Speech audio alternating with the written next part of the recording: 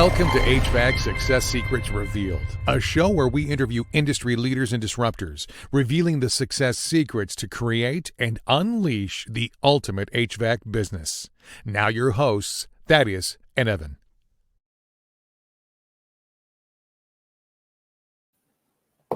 Hey, welcome back to another HVAC Success Secrets Revealed Whiskey Wednesday edition. We have good conversations with good people, and any good conversation worth having is worth having drunk. So cheers, gentlemen. Cheers. Good to have you on the show, Ben. Yeah.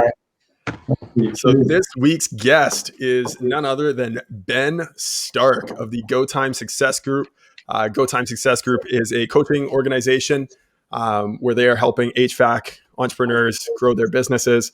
But Ben is a bit of a unique story where he has purchased and acquired over a dozen HVAC businesses and brought them into his own organizations. But he has launched and sold not one, not two, but 3 HVAC businesses throughout his many, many years of experience in the industry. So welcome, Ben, to the show. Thank you, guys. Awesome. Thank you for coming on as well. So excited to dive in. Filling in for your business partner who was supposed to be on, but then referred you to us, which I think it might even end up being a better show because of it. So this is exciting. I don't know. Chris is pretty good. Well, why don't you go ahead and introduce yourself and tell us a little bit about your experience in the industry and what got you into GoTime. Well, started in the industry almost straight out of high school. Became a service tech. Trained, learned, kind of got to the plateau where it didn't feel like it go very much farther. So about 5 or 6 years into it, decided I'd take that entrepreneurial leap and, kind of become a business owner. And first business I started was in 1986 and,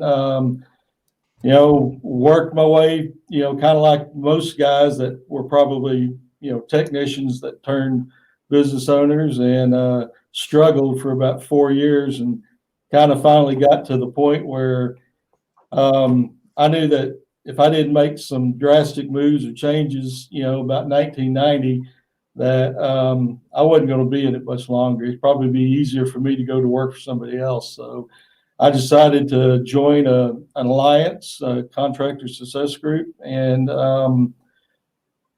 they taught me how to be a businessman. Invested in a couple of items that helped diversify what I was doing from the competition, and grew that company till 1997, where actually sold it to the people that were part of Contractor Success Group was Service Experts, and worked for them for I guess about 3 years. And at that point, kind of saw the writing on the wall where I wasn't that much of a corporate type of person. I was much more of a entrepreneur and felt like that's what I wanted to get back into. So kind of drew a business plan, started next company, which was Stark Air.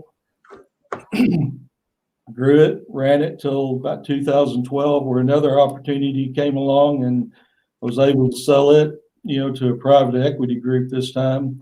And then I took a long 5 years off and started my side business, which was consulting and training and doing things that way. And did that for about 5 years until I worked my way out of my non-compete in 2017 and started my third air conditioning company, which was Sunny Service.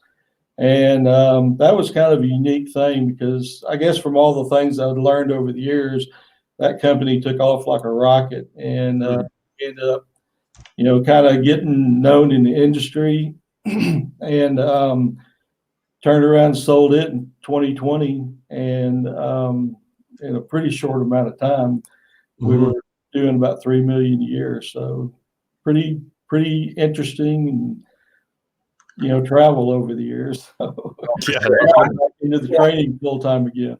And one of the things that I'm super excited to dive into is just the what you've learned Yeah. from buying or, starting and selling 3 separate companies, to shorten that time to a 3-year gap to sell that. And I know before the show we're chatting, some of the marketing that you did and having that dialed in. Like obviously we do a lot of marketing ourselves, and that's part of, that's what excites us. So I can't wait to dive into some of that. So let's dive into the very first question that I have. What was, what was, I guess, your biggest, most important thing and takeaway that you took, that you can give somebody that wants to start their own business, and putting in the right steps to be able to do it the right way from the very beginning? Well, I think, today it's a lot different than what it was back when I first started in business. And I think there's 2 main factors in any business today. And one primary factor is you're a marketing company, first off, and then you're a human resource company, secondly, because the labor shortage around everywhere is pretty tight. So one of the first things that we did when we started Sunday service, we also opened up a training company so we could acquire people and get them trained and up to speed as service technicians, because we knew that it was going to be hard to obtain good experienced people. So we just really dwelled into the focus of building new people that we could plug into the industry. And so we kind of moved from being, just a contractor to being a marketing company that does contracting as a side. Now it seems like the industry, you've got to be a marketing and a human resource company and kind of a HVAC contractor as as just what you kind of sport in doing, which once you get people up and trained and you develop good marketing habits. No, you are right. It's marketing and human resources to start. It is a big thing. So should we talk about the boring side of HQ or or HR, or the exciting stuff about marketing first? Well, even before we get into that, one of the things that struck me, like, there was so much to unpack in that first 5 minutes there that you went through your story, Ben. And one of the things that really stood out to me was the struggle. That first 4 years where you basically drew a line in the sand and said, hey, like, if we don't fix this now, like, we're done, and I'd be better off going to work for someone else. And I think there's a lot of guys in the industry right now that are kind of stuck at that point where they're exhausted. They are the technician, they are in charge of marketing, they are in charge of sales, they are in charge of all the invoicing, and they're doing everything for their business, and they're struggling. Right. So I'm curious what it is that you learned from that group that you sought out, right? That was the one thing that you did that was extremely intelligent, was understanding that you needed help, and there were other people that had done it before you that could pave the way. So what were some of the things that you implemented from that? Oh man. I mean, right from, right at about that time where I knew I had like that line in the sand was development of taking me from being a contractor to being a businessman. And that was a lot of it. I mean, one of the trainers I've known forever is Joe Cunningham. Joe Cunningham has been in my business dozens of times, and I've, spent large amounts of money to have somebody come in and not just, help me make right decisions and build good programs, but he also helped motivate my team and finding us how to push us over the edge. So I don't think, and it's not just, one person, it's having multiple people. It's like when you do your annual planning. I've been doing annual planning every year since almost probably 92 or 93. And one of the things I've always done in annual planning is bring in outside sources like bankers and accountants and, just business people in general, that maybe even vendors. And I think the key to the importance of being partners rather than adversaries with vendors is very, very important, because sometimes I'll get in a situation where, I need something from a vendor, like maybe at the end of the year, we need, cash flow. So we need to discount prices. So we got to figure out ways to help the vendor out. So sometimes they come to the table to us in the off season and assist us with pricing or packages or bulk buying packages that help our business, through the slow months. So it's a lot about having, the right capital to run a business. It's having the right credit lines. It's having, again, the relationship with the vendors that might allow you to extend your credit line in 30 days if it's a slow cash flow time of year. So it's a development of relationships, especially in our annual planning. That's very, very important, I think, to the success of our companies. Love that. Did that answer your question? Did I miss some of it? Oh no, you nailed it. That was great.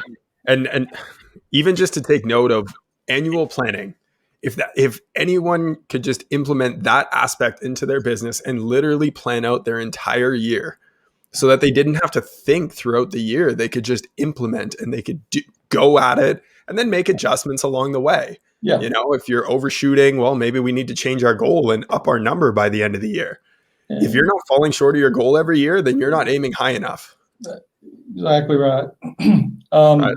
And your marketing is a real big part. I think we touched a little bit on early, but when you're doing your annual planning, that marketing is something that you've almost, you set a plan for the year, but your annual planning really, you've got to adjust that maybe even every 2 or 3 weeks.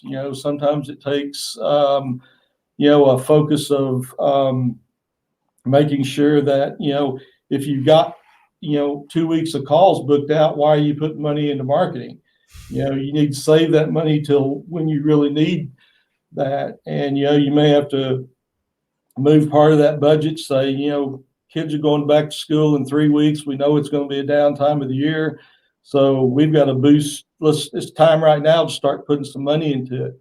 So get it built up and extend that peak of the summer later into the year. And for that matter, figure out a way to start the peak earlier through, like we did, like direct mail. We do winter replacement letter, which, helps the customer get a better discount on the product, and it keeps our crews busy when they normally are not busy.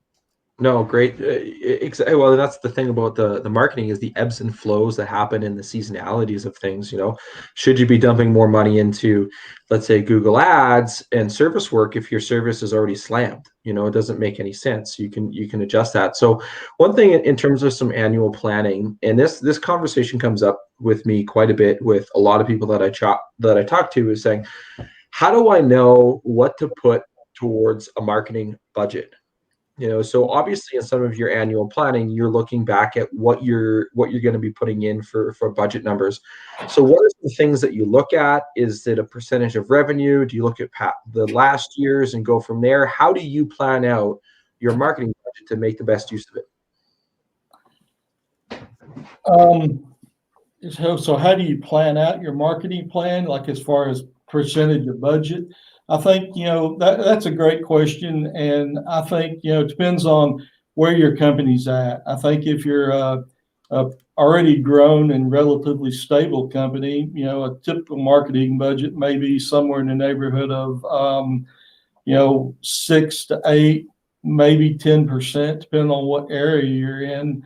Where if you're a young company, like say Sunny, the first at Sunny, we were putting about 23 or 20 to 25% marketing in it just to get it boosted off of the ground. But then by 18 months into it, we had that back down to about 11 or 12% for that run. So just kind of depends on where your company is. If you got an established company, I've seen some guys out there be very successful and very, very profitable, and they're budgeting, 3 or 4%, which is kind of unique, but it happens. It just kind of depends on your market. Are you in a large market, medium, or small market?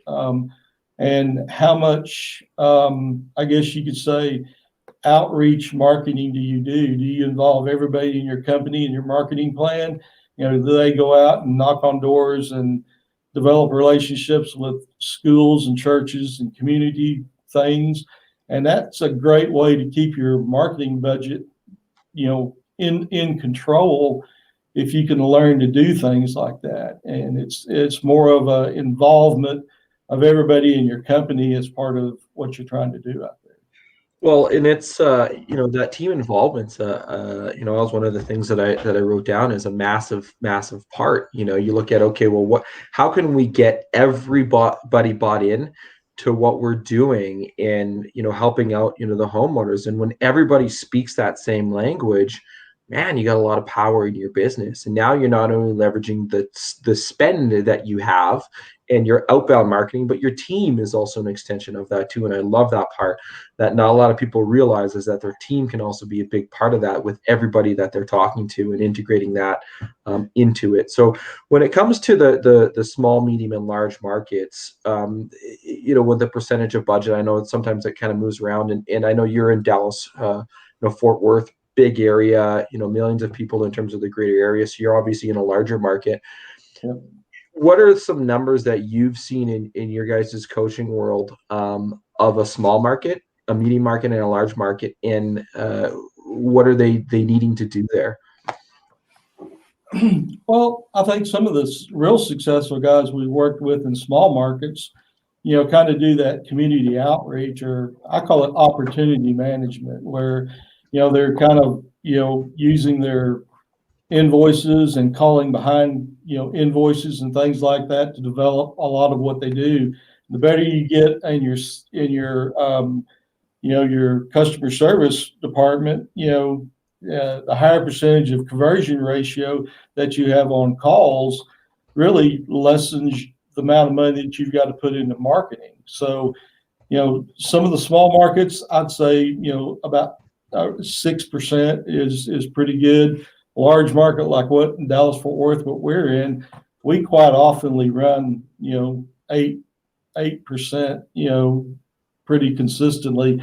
And with that though, we generally had about, once we were established, 10 to 15% a year increase. Some years I've had 70 or 80% increase, but that's kind of few and far between, and probably a lot more of the marketing budget that I normally would like to spend. Sure, and obviously, when you want to grow, sometimes you need to invest a little bit more into your marketing, and you like the numbers too. As you enter in multiple millions of dollars, the percentage can go lower because you've got more to play with to be able to do some of that. So it's kind of a rolling scale. The one thing that I want to know is, okay, 10%. Let's just use that number for math purposes.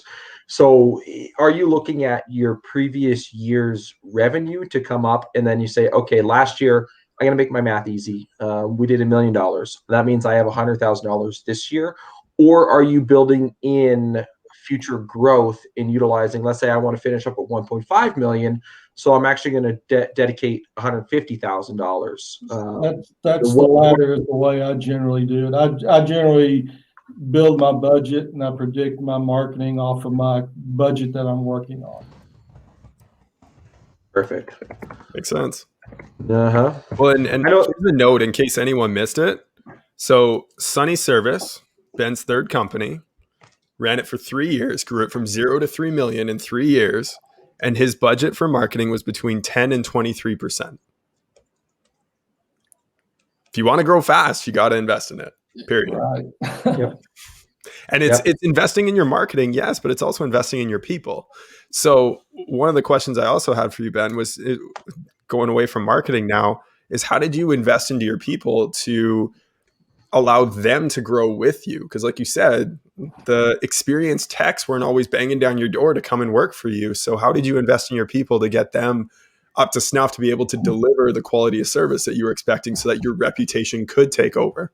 Well, I'm a real firm believer in some type of production or task-based pay, because I think that allows a good technician to hone his skills, which we kind of look at the 4 toolboxes, your personal toolbox, which your tools you have, and how quick you can go through a job and get the job done without callbacks and done correctly. Your knowledge toolbox, which is kind of like what we teach and train every day and weekly meetings. Then your communication toolbox, which is how do you take that knowledge you have and be able to effectively explain it to a customer to get the customer to help make the right decision for what's good for them. And then the fourth toolbox is like the mindset. So, is your mindset right when you go out on every call? You've got to make sure that that's in check. And that's something that you've got to figure out and get people to realize that, that's a key part of the success of anybody. So with production-based pay, we know that all businesses that run and are efficient and doesn't even have to be highly profitable, just profitable, have got to have, sources to where they make sure they control their key point indicators, which one of the biggest key point indicators that we deal with is labor. And for us to be able to keep labor where it should be so the company's profitable, so we can provide the benefits to make all the human resource and happiness happen in everybody's lives that works for us, we've got to kind of keep that labor relatively in check. So we want people to go out and just learn the best they can and go out there and not be pushy salespeople, but just be good educators to the customers so that the customer says, hey, these people treated me fair. They weren't the lowest, they weren't the highest, but they were very efficient and they knew what they were doing if they were here. And I think that's the most effective way to get those people on your team is probably some sort of incentive-based pay that the better they get and the better they can get out there and communicate and perform, the better it is for them and the better it is for the company. It keeps the labor, and we're not trying to beat people to death on labor. We're just trying to keep it in check with all the other KPIs that we've got to live with to run a successful business. Because a lot of businesses in our industry come and go. In fact, I think if you take a look at it, about the average business lasts about 5 years in the HVAC, industry. And if you can get companies that are healthy and run correctly and they have the right KPIs, those are the guys that stay in business for a long time and provide long-term customer service for their customers. No, that's in like the customer, the customer journey is almost what you're doing there, and you're putting that at the center of what it is that you do, because when you have the customer satisfaction, everything else tends to fall in place, and that's a big thing. So when it comes to incentive or production-based pay, what are some examples that you have for? Well, I guess everybody, like all sorts of positions. I mean, I'm sure there's different ones for different areas, but what are some examples of that? Of production-based pay, you're saying? I think really it comes kind of down to task-based pay is kind of the way I look at it. So, you basically have a fee that's a pretty good fee for a guy to get to the job and diagnose it. And then we have multiple task levels. Like we have about 12 different task levels that we charge on most standard repairs in our company, and each one of them kind of is aligned with a labor percentage that fits in that task base. And we always are guarantee our guys for the hours they work, they get the full amount of hourly pay that's due to them. But then with the incentive, they're allowed to make a lot more when they become more efficient. Like if you send a green guy out there and it takes him an hour to get to the job, but it's an experienced guy out there, it takes him 30 minutes to get through the job. The guy kind of both get paid the same, but one of them is able to move on to his next call and earn more money. So it's efficiencies and tools and knowledge and communication skills that all matter in those aspects. 100%. No, random question. Throw it in here. That's where I was looking for it. As we know, this is kind of one of our coined things, is the random question generator, and we'd like to throw it in. Ben has no idea what this actual question is. He's probably a little nervous. So anyways, who had the biggest impact on the person that you have become? So I'll repeat that one more time so you can help you think about your answer. Who had the biggest impact on the person you have become? I'm going to add to it, and why? Oh man, so many people. To be quite honest with you, I was raised by teachers. My grandmother, I had two aunts that were school teachers, and the relationship with them was kind of like they always said, learn something no matter where you go. And with that fact, I everywhere I go, I journalize, and I learned that from a gentleman named Jim Rohn, a famous kind of motivational speaker. And so journalizing taught me that even if I'm going to teach somebody, if I go to somebody's office or something like that, I always try to learn at that aspect as well. Every time I put on a training class, I try to ask questions and learn, what's working for people and how and why it's working for people. So I'd have to say that aspect of those three elderly ladies that were in my life when I was really young that taught me things, how to, learn something everywhere you go, made the most impact in my life, without a doubt, because I was not fortunate enough to be able to go to college. I was like out of high school and straight into a trade school. And then I became a business owner, which is a complete different personality than being a technician, because I was very much an introvert for a long time in my life. And I didn't have communication skills until I decided I was going to be a business person and develop that. Well, you wouldn't know that you were previously an introvert, although I don't think that ever leaves. It's something that somebody always has to constantly struggle with to overcome sometimes, to put yourself out there and to have those conversations. And I know that you mentioned before to us that it's your first podcast. And I just want to say, for your very first podcast, absolutely nailing it out of the park right now.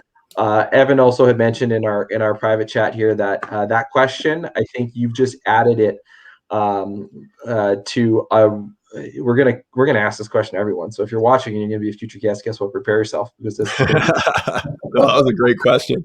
We're gonna ask, and that's why when I first came up with a random question, I'm like, oh, this is a doozy. And I've seen this question a few times. I'm like, man, I wouldn't even know how to answer that, because there's different people at different times in your life, but to have that fundamental teachings from individuals to really create who you are is a powerful thing. So which is obviously you can see that. So I'm going to shift gears a little bit here and talk a little bit about the future. And I know one of the things that you had mentioned, prior to us getting on, is that you're excited to talk about some of the industry trends that you're starting to see within there. I mean, having been in the industry since the late 70s, I mean, you've seen a lot of things come and go, within that. So what are some things that you're excited about in terms of the future of the industry?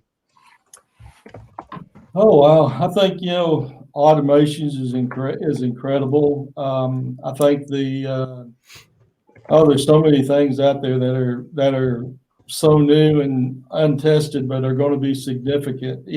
For instance, what we're doing right now, online training and podcasts and things like that are the new norm. I don't necessarily think it's ever going to take the hands-on, trial by fire, troubleshooting aspect of the training out, but I think it assists in a lot of other areas, management, business owners, and things like that, which is pretty incredible. Dispatch softwares, my God, look at the incredible things, the products that are out there, like how to take calls. Now it's going to be, you just get on your phone and get on your app and type it in, and boom, you got a service call and the guy appearing at your house. So I think the trends of the industry are going to be like that. I think marketing trends are definitely going to, internet and social, marketing, which are huge right now, just blowing it all up. No, and that's like two things that I want to touch on. I think we lost Evan. I think his internet connection dropped out on him. So there he is. He's back. We're back. He is back with us. I want to talk a little bit about the automation, and I want to talk obviously about the internet and the social marketing component of things. So in this coming, but like I love the automation side of things in terms of the business. That's where that's really where part of my role within our organization really takes off and excels. So what are some things that you've seen in the business? I guess let me think of the question here. What are some things you have seen already be automated that businesses should be doing? I think the scheduling online is going to be something that's going to be real cutting edge for the newer generations. I probably wouldn't pick up. I guess I do because I order pizza off my phone. So Yep. why not order a service call? So I think it's definitely that type of automation is huge and going to be a huge player in the industry. The analytics that Google searches or Bing searches or whatever are going to be huge, and hopefully doesn't force us into being a labor broker. But I think we got to be highly cautious of that aspect of the business, because if it gets to the point where people can buy things online and then try to install them themselves and then fail, you got to figure out, how do you make up for that in the loss of how you're running your business? You just got to be real efficient, and you got to separate yourself from the competition in services and things like that, guarantees and warranties that these people can't typically get by doing it themselves. Well, and the thing when you have the YouTubers, I watched a video on YouTube, I can fix anything. Like, no, you can't. Like if you fuck up a furnace and you're doing some work, and like in natural gas is what we run on here in Canada. If you fuck that up, you can blow your shit up. Like, stop working on it yourself, hire somebody. Maybe I should take my own lesson. I changed my igniter in my furnace the other day, but then it turns out it wasn't broken, and I unplugged, and I had there was a cable that was loose, and when I took off the cover to replace my filter, I knocked the cable off. I'm like, well, shit, I think I broke my furnace, and then it was literally just a loose cable. But it would have been embarrassing if I would have actually called somebody to say, hey, fix this. But I want to with business owners can't really fix their businesses themselves. That's kind of like why I say I hired professionals from the outside to come in and give me. In fact, I saw a blog on that last night somewhere on one of these chat rooms where that flew up in a face, and I thought that makes sense. So. Yeah. Well, and like you look at like the looking at things, and I forget my question. Well, I had a good idea, and then I was like, I was going to go, and anyways. Yeah, you look at it this way. If you are a master technician, you're great at working on units. You're not necessarily great at running a business and working with people, right? If you are a master chiropractor, same shit. You know how to fix people's spine. Yeah. Why would you need to know how to invoice people? Yeah. Right? Who would ever open a restaurant and then go out to expect themselves to be the cook, the busboy, taking orders, serving the food, running the invoices afterwards, cleaning up afterwards, right? Like, you would never do that. So why would you ever open an HVAC business expecting to do it all?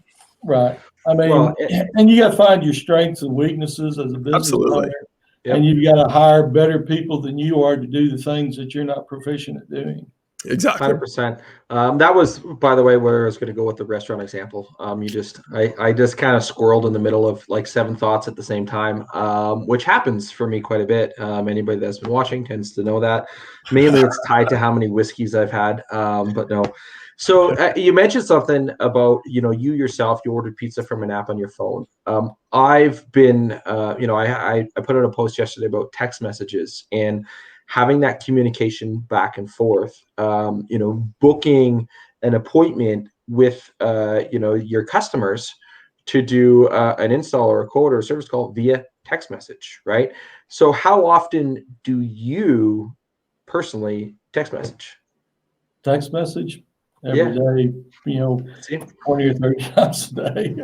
And that's the point that I want to make with my post yesterday, is that if you as a business haven't automated parts of that and implemented at least a standard text messaging component to your business, I mean, you're missing it out. You're missing out. 40% of businesses haven't embraced text, and that's just text message, and that's just businesses in general. I don't know what the HVAC side of it is, but 70% of consumers would like to book via text message. So you think about it right there. I mean, you're missing out on a huge portion if you haven't put some of that stuff in place in your business. But when you have the right platform, now it's not just you, and some business owners are probably like, well, shit, now I got to respond back to text messages myself. No, it's a platform where it's a desktop and a mobile based platform where your team can log in. The people who are booking on the phone can have this open, and they can text back and forth as they're doing some of their other stuff. You can put it on a phone and text back and forth as you're doing some stuff. And so it's this neat, it's a cool thing, for some of the automations that you can do. So shifting gears to and messages on your text and things like that you can get the message out. I mean, we use a few features of, a couple of things like call fire and things like that, just to step up the call ratio that we're needing from time to time. And there's several different, call out messaging services that you can use that assist bring calls into your business as well. So It's another form of automation that I think is great and huge to the industry in the future. 100%. And to shift to the other part of the internet and social marketing and social media and all that, what are some things that I guess you've seen in terms of trends, and what are you seeing for the future of marketing when it comes to the internet? Ooh, deep questions. I know. I'm throwing the tough ones at you. So I still think there's things that that we don't know that are happening on a lot of the platforms of how you get calls, like some of the third-party call sources that we use. If a Google lead comes in, or a Home Advisor, or Angie's List, or whatever, they take a whole different aspect of how do you book this call, because it's not like we used to book calls. You've got to get to it immediately, and you've got to make sure that when you're doing that, you've got to coach that customer who you are, and not to take another call because you're fixing to get 3 or 4 more calls on this same thing that you sent out to, the industry, or 5 or 6 customers. So you've got to learn how to train your people, how to manage, those calls as well, so they're effective, rather than just $25 drop in the bucket that happens 40 times a day and you don't get anything out of it. Yep. Well, and in no way are we done here, but I do want to make sure we get this in here. GoTime, the organization that you're with now. So you've sold 3 businesses. Now you've gotten into coaching and helping others and helping them grow and expand their business. So can you tell us a little bit about who GoTime is, what it's all about, and why now that this was something that you really wanted to dive into and help others with? Yeah, we do a lot of stuff. Chris and I and Dave Rothker just finished a book. So I think there's a lot of great information in the book aspect of it. But I think what we really do better than anything else is going out to the industry and, setting up coaching calls with technicians, salespeople, business owners, and really reaching out and sharing, information about how they solve their problems. Mm-hmm. We have a GoTime University, which is a lot of information built into it, that if you're just looking to find out questions to answers, you can go in and search and do things on that as well. But then one of the things I think we're making the biggest difference with is our technical coaching, which is salespeople, CSRs, and actually field technicians. We can take young guys that are just new to the industry. In fact, we have a class going on this week where it's kind of a build a tech type of class where we're taking a raw guy and teaching him everything he needs to know how to do to get out there and perform basic service and maintenance on people's units to help cut down maybe the flow of more experienced techs out there in the field until they build their knowledge up. And we have advanced classes that we have as well. And in the future, we're looking for plumbing and things like that. So we have a large variety of stuff that we do at GoTime, and a lot of great, successful people that are working with us in these areas. No, amazing. And in case anybody's wondering, where do you find Ben? We'll do a few plugs on how to find you. Obviously, those that are watching have seen the scroller and the ticker across the bottom, but those that are listening on Team Replay, GoTimeSuccessGroup.com. That is GoTimeSuccessGroup.com. We'll, of course, put these in the bottom of the show notes, too, in case you missed it, in case I'm talking too fast, or if you're listening to us on 1.5 times speed, which I tend to listen to some of my podcasts on. Also on Facebook, facebook.com/GoTimeSuccessGroup. On LinkedIn, you can reach out to Ben personally, linkedin.com/IN/StarkAir. And lastly, if you have any questions, feel free to send them an email, ben@GoTimeSuccessGroup.com. Love it. And I know you've got a sales class coming up too. You've got the Build a Tech class you mentioned. What's the sales class about? It's our care sales class, and it's kind of a little bit unique to the industry where we go in and, first day we teach heat load analysis. Second day we teach airflow. So guys can go out there and design, relatively small systems and be very accurate what they do. And then 2 days of basic, objection handling and how to build your presentation book and how you make a better presentation. And the fourth day is really more on a DISC program where we're teaching people about how their personality interacts with the customer's personality and how to be the best, most effective communicator in those areas. So it's a 5-day course, very intense, and I think really one of the best in the industry.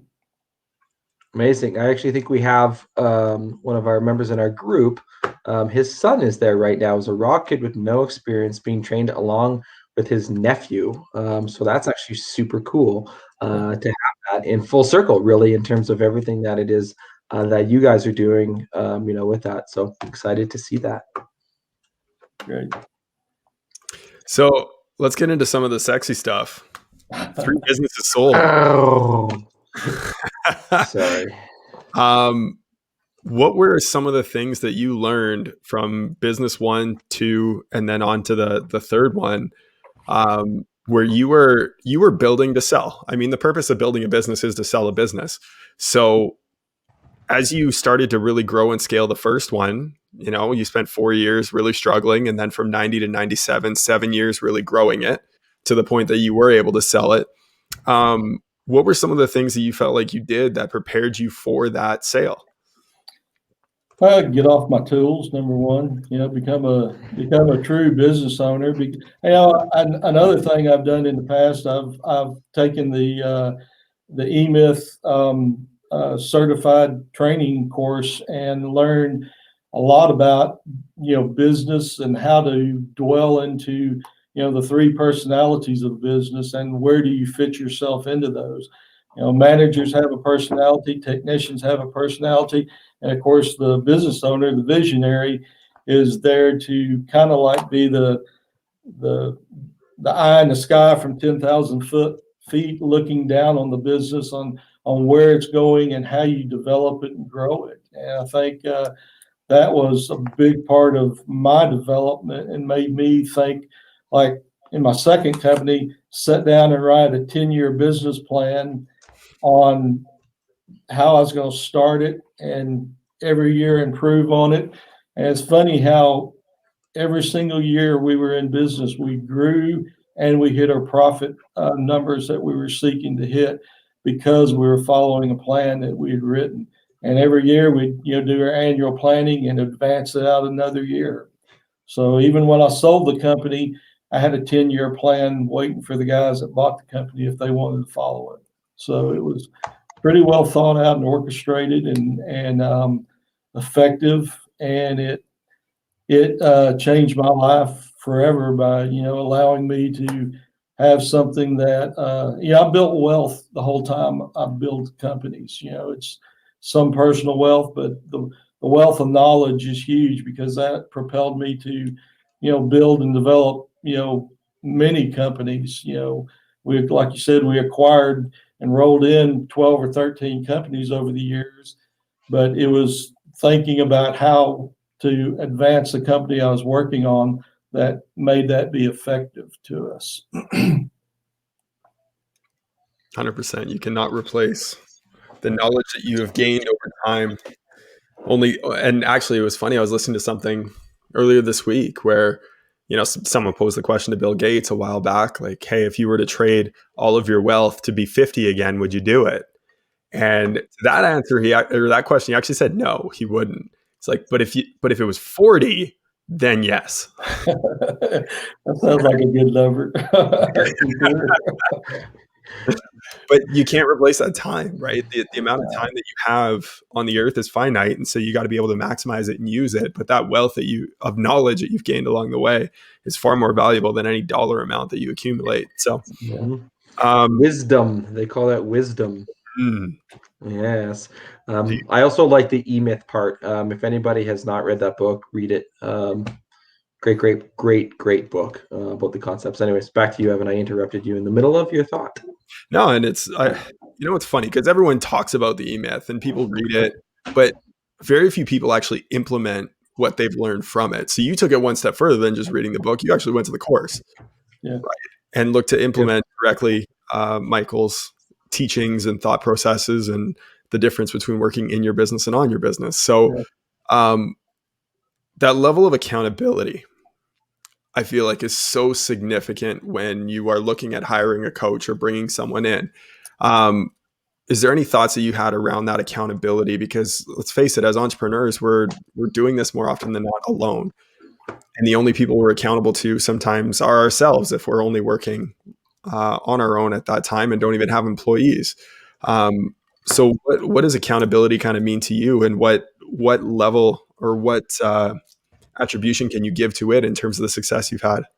Well, accountability is taking things to task. One of the great things that I see with Chris Hunter, I noticed right off the bat when I met him years ago, was the fact that he was a very, very fast implementer in everything he did. If you gave him an idea, next week he was effectively using that idea. And I think I was pretty fast at that, but I was not light speed like Chris is. I implemented things at a pace that suited me. And implementation has to do with taking best practices. Like, you go to a training class or you hire somebody to come to your business and talk to you about best practices and implementing.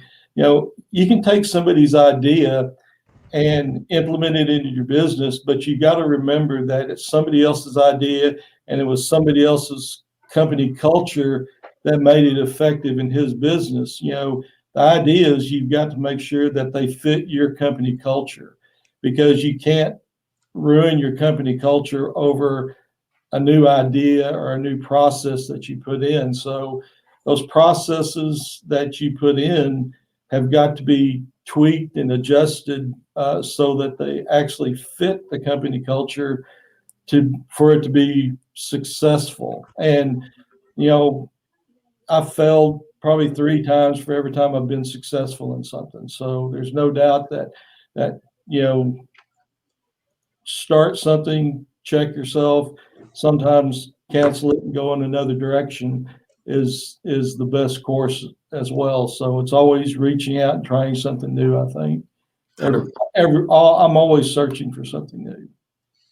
Yeah, 100%. And I almost like starting off with that, that and the accountability, with the business is something massive. You can't build and sell 3 companies unless you have the accountability to yourself to be able to just follow through with the tasks and actually do that. And it's an important part of that. And if you missed the beginning of that, it's almost like we've came full circle from the very beginning of the show, in terms of what we've talked about and the path that we've went. Go back and rewatch that, because it's a key thing to be able to have that. So as we wrap things up here, Ben, we have one last question here for you, and it's I always love this question. What is one question you wish people would ask you more but don't? Oh, golly. I could ask a lot of questions. I don't know. I think it's really kind of it's more of the business owners. They have a tendency to have a little bit of pride, and they don't want to ask even the dumb things, because I think no question is what I would think is a stupid question, because I had to, I learned a lot by watching people, and I learned a lot by my failures. So, if I had somebody to re-ask the questions, like, Ron Smith, I'm lucky enough to know Ron Smith, and he's helped me through so many little things over the years. Same thing with Joe Cunningham and Rick Hutcherson, a lot of guys that I've looked to and asked questions. And sometimes I ask stupid questions, I know, and it's I think those are the questions that people sometimes are afraid to ask, and they will a lot of times, really be the answer to what the big picture is sometimes a lot of the small questions. So don't be afraid to ask small questions is I think what I'm saying. No, love that. And there is, I had a grade 9 teacher that said that the only stupid question is the one that doesn't get asked, because you have to ask your questions. If you don't ask them, and even if you think it's a silly answer, no, ask it anyways, because you don't ask it, you're the one who's stupid. That would, like his words. I mean, grade 9 is killing everybody stupid. So, but if somebody really quick, I love the idea around failure, and like there's no such thing as failure. There's only feedback. The only failure is in not learning from the mistakes you've made along the way. Exactly. And I actually gave a little bit of a talk on marketing to my son's class yesterday over Zoom, and that was one of the topics that came up. They were asking questions about, well, should I run an ad like this, or should I do long form or short form? And it was great conversation. But I said, do both, because you're not going to know the answer until you fail at it. Right. And this was a post that even did earlier this week, where it was this long post with this big long ladder on it, and all the naysayers saying, and that's really what entrepreneurship is. It's all about how often are you failing. The people who succeed the biggest and the most often are the ones who fail the fastest, make corrections, and move forward. So I love those ideas, Ben. It was fantastic. Yes. And learn something everywhere you go. That's my moral. Yes. Yeah. Well, and you do. I mean, if you're like, learn one thing every day. I saw a post the other day of be 1% better every single day. And if you want to be 1% better every day, well, just learn something new every day, and you're going to exponentially grow that. So, Ben, really thankful that you took the time. I know that we could go on and on and on. We'll have to have you come back onto another episode, because of the information and the knowledge and everything that you've brought, forward to us. So we've really appreciated you taking the time out of your day to sit and chat with us. I think there's been a lot of knowledge bombs dropped here. Team Replay is going to be great for anybody who wants to recatch this replay and rewatch this show as well. So always grateful for our guests. So thank you so much for coming on. Thank you, guys. No worries. Cheers, guys. Cheers.